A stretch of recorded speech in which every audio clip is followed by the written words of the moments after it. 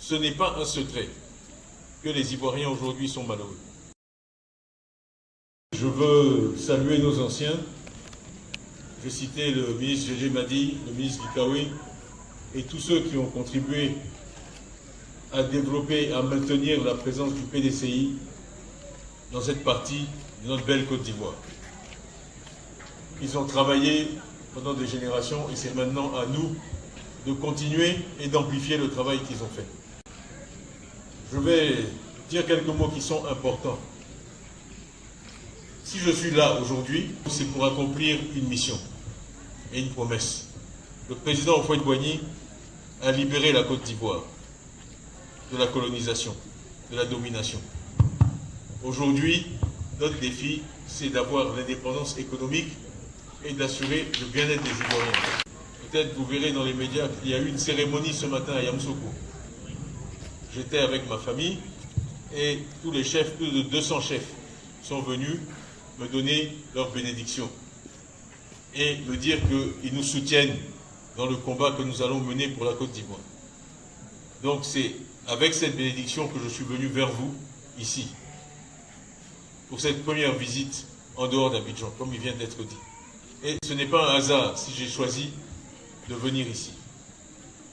Peut-être certains d'entre vous ne le savent pas, mais j'ai eu une relation très unique avec le président Marcel Zadi-Kessi. Nous avons beaucoup travaillé ensemble. Quand je suis revenu ici en Côte d'Ivoire en 1994, nous avions une crise énergétique aiguë. Et le président Zadi-Kessi et moi avons beaucoup travaillé pour développer divers projets. Ciplel 1, Ciplel 2, ensuite la centrale d'Azito. Parfois, les choses simples ne sont pas remarquées.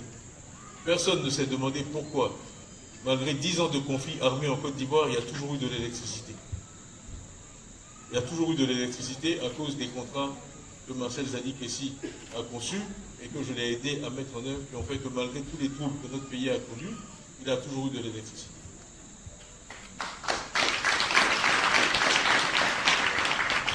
Donc j'irai m'incliner bien sûr sur sa tombe avec beaucoup de respect et beaucoup d'affection, parce que ça a été un grand Ivoirien et un grand homme pour notre nation. Ce n'est pas un secret que les Ivoiriens aujourd'hui sont malheureux. Ce n'est pas un secret que la situation du pays est difficile.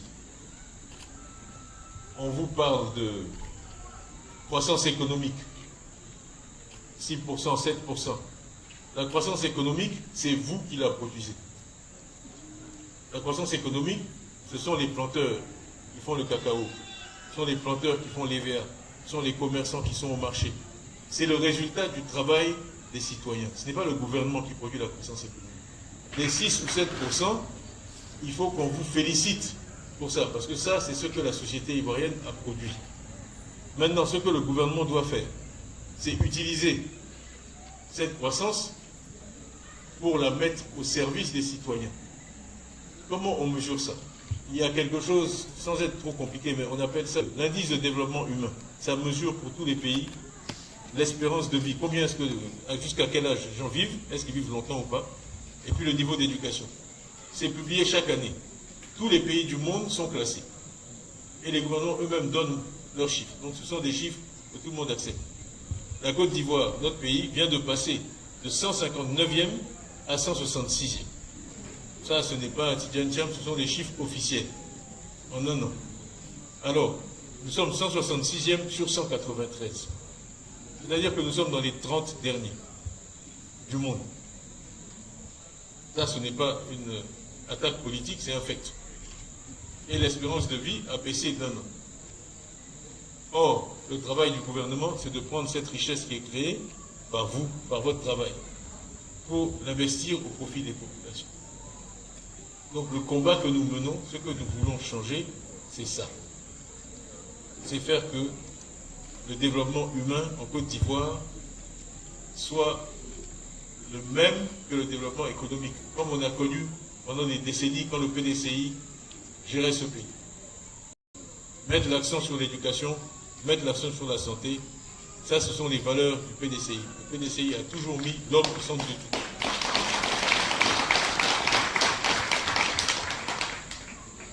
Voilà, j'avais dit que je n'allais pas parler trop longtemps. j'aurai l'occasion de vous parler encore pendant ce séjour. Je suis aussi venu écouter et je veux insister que la journée de demain, ce sera une journée d'écoute parce qu'avant de proposer des solutions, il faut écouter. Et j'ai voulu venir ici sur le terrain parce que je sais que c'est une région riche qui contribue beaucoup mais qui ne reçoit pas beaucoup.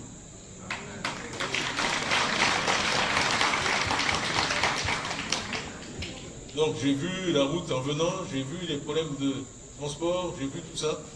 Je veux vous écouter, je veux vous entendre pour que le PDCI, ensuite, dans quelques mois, revienne vers vous pour vous dire comment on va changer tout ça.